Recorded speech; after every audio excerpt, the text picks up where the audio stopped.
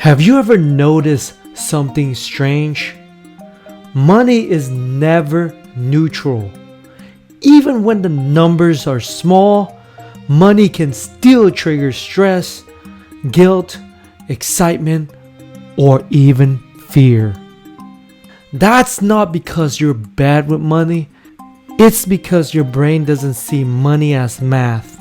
It sees money as meaning, such as safety, freedom, control, status, and sometimes survival. This has always been true. In the 1930s, during the Great Depression, people who lost everything developed habits that stayed with them for life. They reused tin foil, saved strings, refused to throw food away. Even decades later, when they were financially secure, the money problem was gone. However, the emotional memory wasn't. Your brain works in the same way. A $20 purchase isn't just $20. It's reassurance, relief, a quiet signal that says, I'm okay. A savings account isn't just numbers. It's calm, control, a buffer between you and uncertainty. Which explains something odd.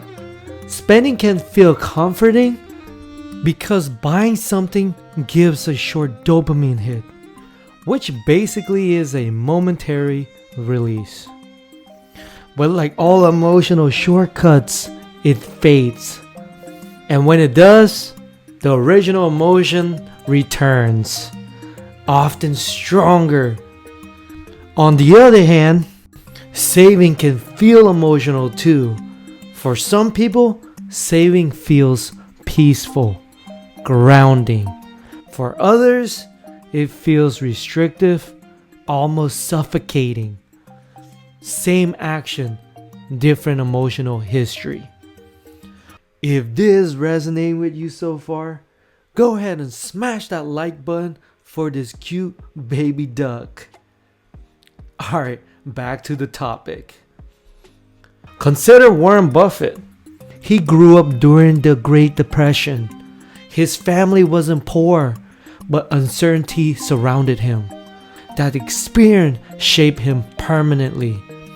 Even after becoming one of the richest people in history, Buffett lives in the same modest house he bought in 1958.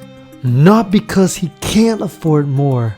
It's because excess doesn't make him feel safer.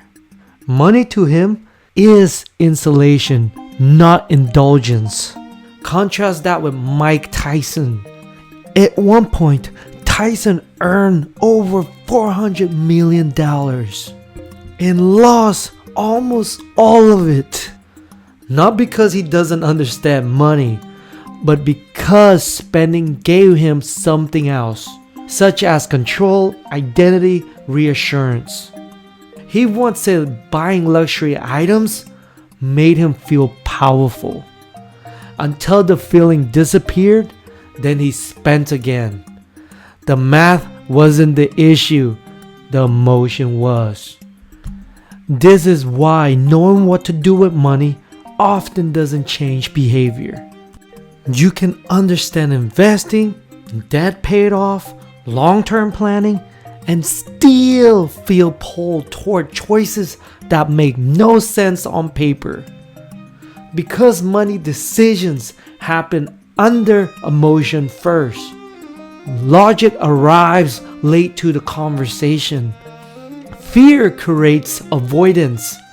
Anxiety creates over-control. Relief creates impulsive spending. And the cycle repeats.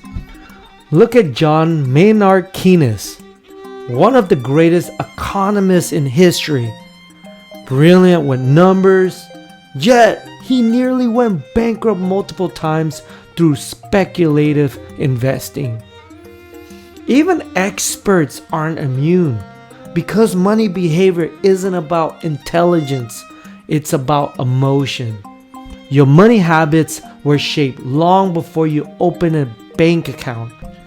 Basically by what you saw growing up, by moments of scarcity or excess, by whether money meant arguments or safety. Typically, the brain learns the feeling first, then the math comes later. That's why two people can earn the same income and feel completely different about money.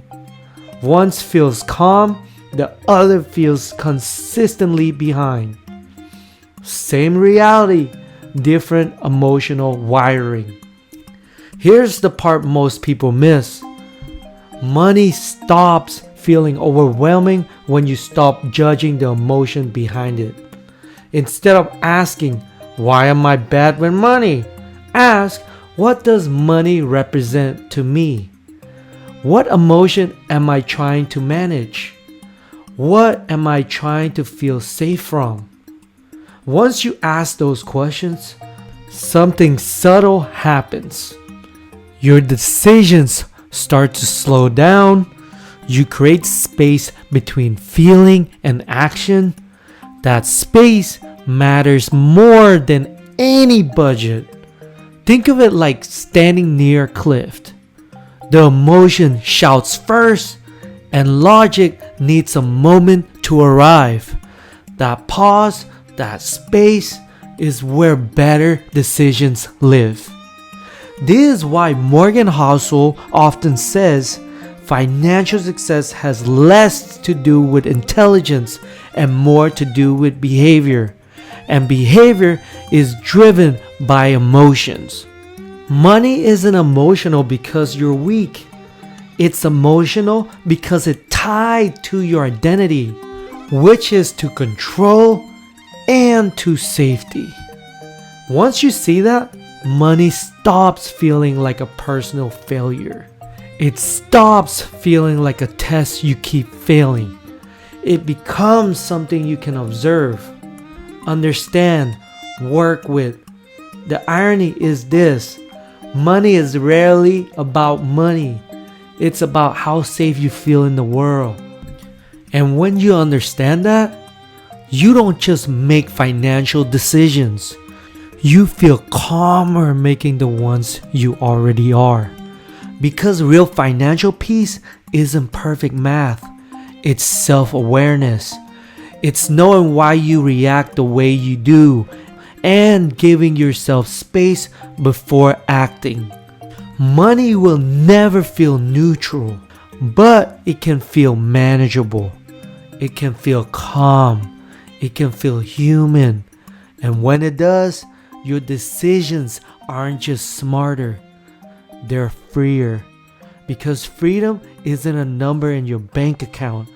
It's the confidence to act thoughtfully without fear.